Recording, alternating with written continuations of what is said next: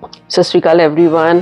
तो चलिए आज चलते हैं हम घूमने लेह लद्दाख। ये ट्रिप हमारा 1 अगस्त टू 6 अगस्त 2023 का है। हम लोग बाई एयर गए थे चंडीगढ़ टू लेह। तो इसके लिए हमें राउंड अबाउट 45 टू 50 मिनट्स ही लगे थे चंडीगढ़ टू लेह तक पहुंचने के लिए।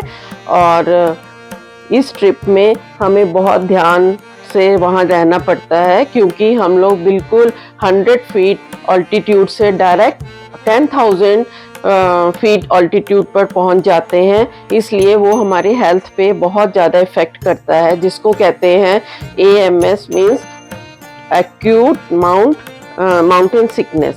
तो इसमें हमारा हेडेक होता है, हमें वॉमिटिंग्स आती हैं और ब्रीदिंग प्रॉब्लम भी होती है। ब्रीदिंग प्रॉब्लम के लिए आप थोड़ा सा कपूर जो होता है ना, पूजा में भी हम लोग यूज़ करते हैं, वो आप थोड़ा सा रख सकते हो अपने हैंकी में।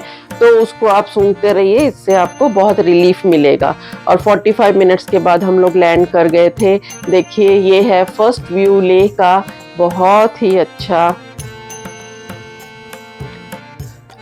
और यहाँ पर बहुत से हमें प्रिकॉशन लेने पड़ते हैं कि जैसे ही हम लोग लैंड किए, हमें कहीं भी नहीं जाना है अपने होटल रूम से, हमें पूरा रेस्ट करना है। क्योंकि फर्स्ट हमें पता तो नहीं चलेगा कि हमारी बॉडी में कुछ चेंजेस आ रही हैं, लेकिन बहुत ज़्यादा हाइट होने की वजह से प्रॉब्लम होती है। फिर हम लोग गए थे खारदुंगला पास 2 दिन के बाद।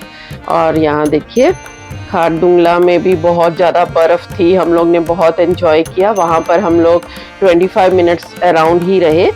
फिर नेक्स्ट हम लोग गए थे शाम वैली, जिसमें सबसे पहले हम लोग ने कवर किया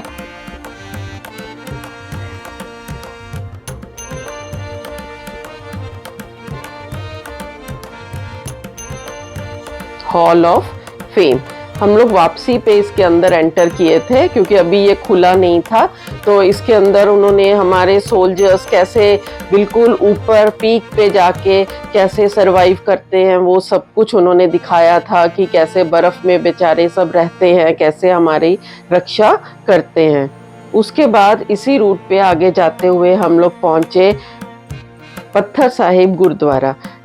ये देखिए ये रोड साइड पे ही है, ये पैसेज है अंदर। जब एंटर कर जाते हैं सब गुरु साहिबान की फ़ोटोज़ लगी हुई हैं। ये बहुत बड़ा हॉल है, आप दर्शन कर सकते हो गुरु ग्रंथ साहिब जी का।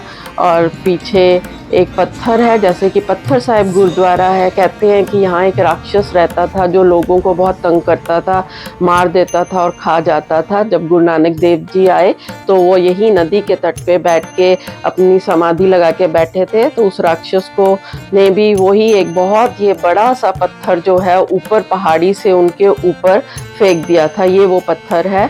लेकिन जैसे ही इस पत्थर ने बाबा जी की बॉडी को पीछे से टच किया तो कहते हैं ये बिल्कुल मोम की तरह सॉफ्ट हो गया। और बाबा जी को तो कुछ नहीं हुआ, लेकिन उनकी बॉडी बैक साइड से सारी बॉडी जो है उसके अंदर जैसे मोम में धंस जाते हैं ना, वैसे एक शेप बन गई है उस पत्थर के ऊपर।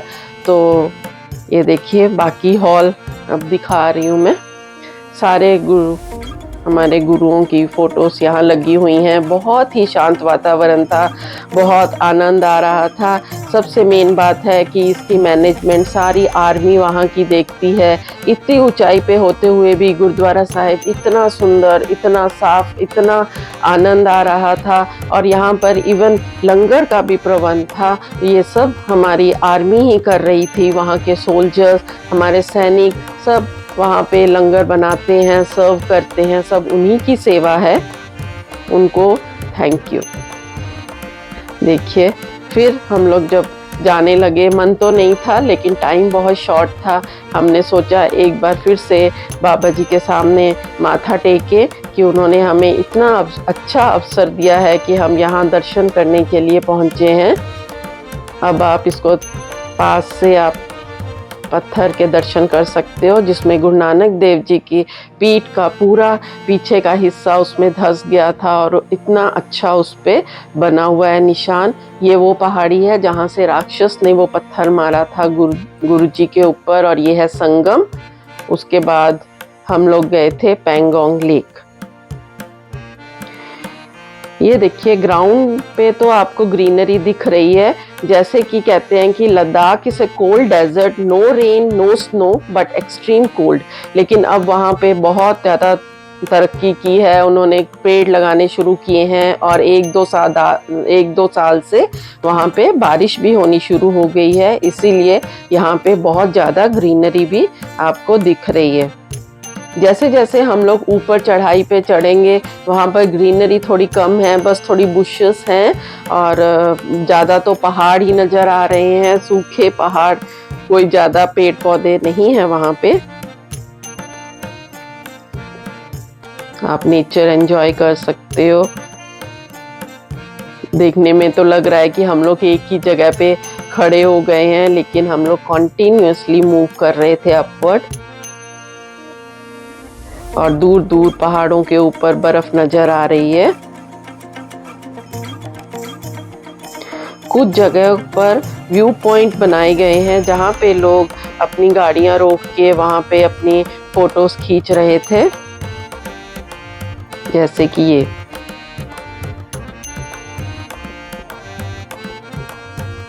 और ये हमारी मेन डेस्टिनेशन आ गई है, पेंगोंग लेक।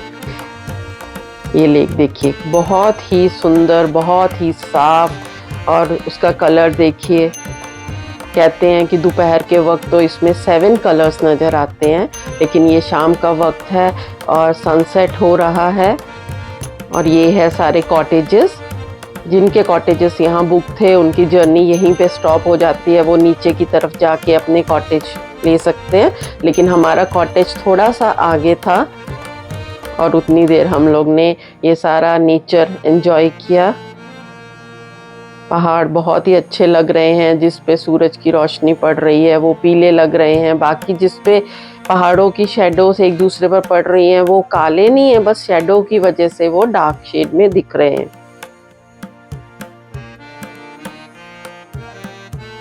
आप ये कॉटेजेस देख के अंदाजा लगा सकते हो कि कितने टूरिस्ट यहाँ आते होंगे।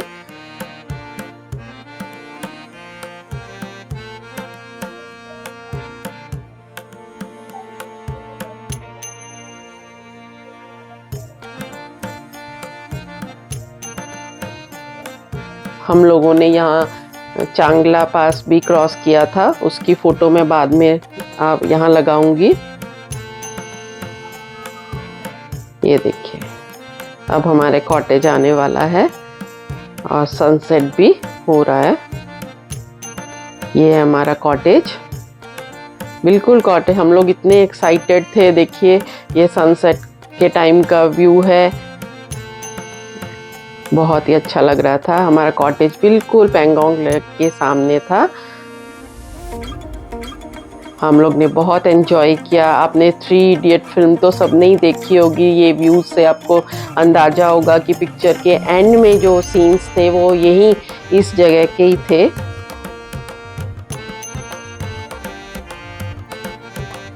ये सब इवनिंग व्यू है सनसेट के टाइम का।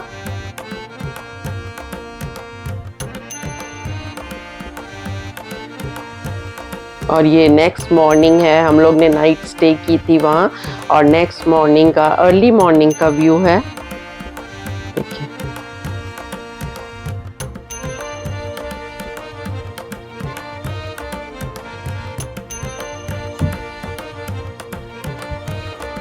पीछे पहाड़ आप देख सकते हो, जो बहुत ऊंचे पहाड़ हैं उस पे बहुत ज़्यादा बर्फ है। यहाँ का मौसम ठंडा ही था, काफ़ी ठंडा था, और सुबह तो काफ़ी ठंड थी, क्योंकि लेह में इतनी ठंड नहीं थी, लेकिन यहाँ पे काफ़ी ठंड थी। और फिर ये 8-9 बजे का टाइम है जब सूरज ऊपर की तरफ आने लगा, और ये क्लोज़अप है पेंगोंग लेक का। देखिए पानी कितना ही साफ़ है, बिल्कुल नीचे तक हमें नज़र आ रहा था सरफेस उसका, एकदम नीट एंड क्लीन, ऐसे लग ही नहीं रहा था ये पानी है, एक बिल्कुल क्लियर वाटर था।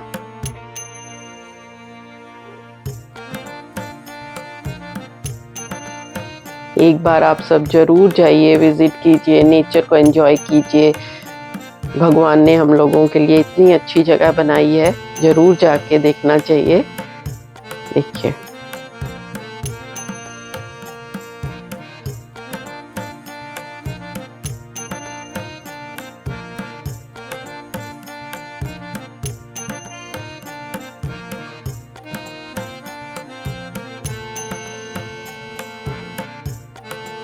बस यहाँ पानी की आवाज़ आ रही थी, जब पानी आके टकराता है तो वैसे ही बस वही आवाज़ आ रही। देखिए पानी के अंदर आपको सब नज़र आ रहा होगा, नीचे तक वो पत्थर नज़र आ रहे हैं।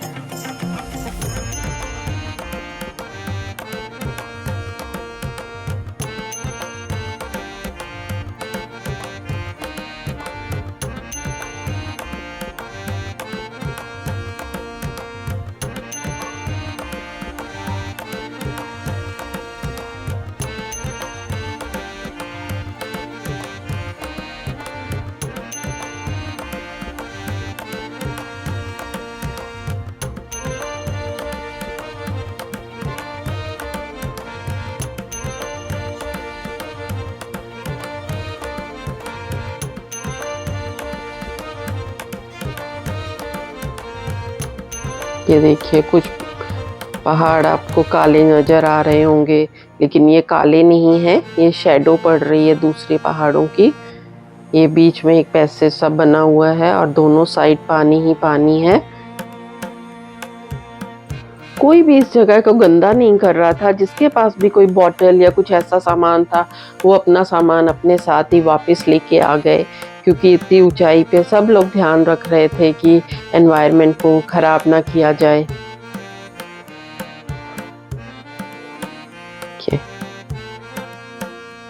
आप नेचर को एंजॉय कीजिए, बहुत ही अच्छा।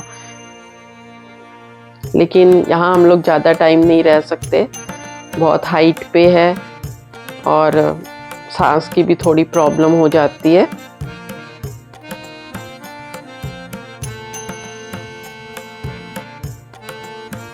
देखिए फिर ये हम लोग वापस चल पड़े और रास्ते में हम लोग ने रुक के सोचा कि एक बार फिर से हम लोग ध्यान से इसको देखें। देखिए अब इसका कलर देखिए लेक का।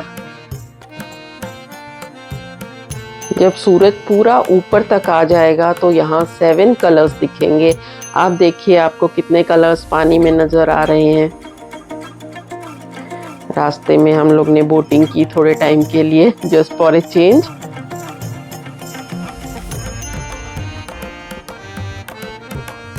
और जब पहाड़ी उतर गए हम लोग, सारे पहाड़ उतर गए, फिर हम लोग रास्ते में गए थे जब क्रॉस कर रहे थे ना वो चांगला पास। ये देखिए ये 3 इडियट्स वाला वो स्कूल है, Rancho school. So all is well. Please like and share my vlog and subscribe my channel.